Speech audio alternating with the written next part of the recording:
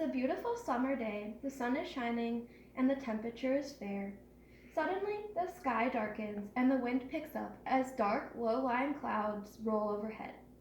I'm sure it will pass quickly, you tell yourself as you continue to enjoy the day. Wrong. The cirrocumulus clouds that you noticed overhead yesterday were the first sign of an approaching warm front, and the abundance of cumulus clouds you noticed on your drive to the beach quickly turned into storm clouds. Never again will you find yourselves trapped in the middle of a thunderstorm, because today I'm going to demonstrate to you all how to determine the weather based on the clouds. We're going to discuss two different factors in analyzing the clouds, as well as the specific types of clouds located within the high level and the low level of the atmosphere and what they indicate. Clouds can be extremely useful in providing information regarding the weather. When using the clouds to predict the weather, there are two important factors to be aware of. According to harvesttotable.com, you should be familiar with the altitude that the clouds are forming at, as well as the color of the clouds. You should also be able to recognize the different types of clouds.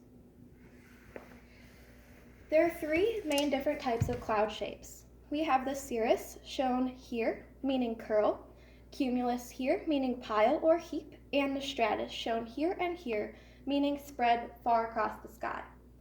There are also three different areas of the sky in which clouds can form. Typically, clouds form in the high level and migrate downwards, closer to the earth. However, they can also form in the mid and low levels of the sky. High-level clouds exist anywhere from 20,000 to 50,000 feet and appear thin due to the low moisture content in the air. Mid-level clouds appear from 7,000 to 20,000 feet and have pale gray undersides, while low-level clouds exist beneath 7,000 feet. Now that we understand the basics, we can begin to talk about weather prediction. The clouds located in the high level are extremely vital for predicting the 24-hour forecast. Weather.gov states that in order to identify a high-level cloud, one can look for clouds that are thin and white or almost opaque in color. Cirrus clouds, shown here, have been described as thin and wispy and are the most common cloud formation at this altitude. They are typically associated with fair weather, however, they are also typically the first sign of an approaching warm front. Cirrus clouds can also form two other types of clouds as the warm front approaches, called cirrostratus and cirrocumulus. Cirrocumulus clouds form ripples in the sky and are typically associated with impeding storms, while cirrostratus clouds form thin sheets across the sky and typically preclude rainstorms and snowstorms. You can tell the difference because cirrostratus clouds are thicker, while cirrocumulus clouds have been described as lumpy.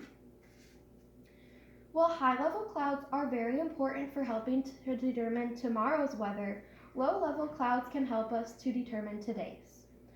The clouds within the low level of the atmosphere are very helpful for the immediate weather. According to sciencelearn.org, cumulus clouds, which have been described to resemble cauliflower, typically indicate fair weather.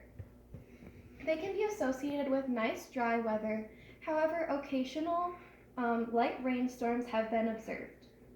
Cumulonimbus clouds form when cumulus clouds continue to grow and darken, and they are more typically associated with extreme weather such as hail, snow, thunderstorms, hurricanes, and even tornadoes. Stratus clouds are gray and stretch across the sky and are associated with light drizzle and fine snow. And stratocumulus clouds form rows in the sky and have a puffy appearance. They are associated with dry weather, however, they can form nimbostratus clouds, which are darker and thicker in appearance. Nimbostratus clouds block out the sun and typically drop rain or snow. Overall, when using the low-level clouds to determine the immediate forecast, look for color.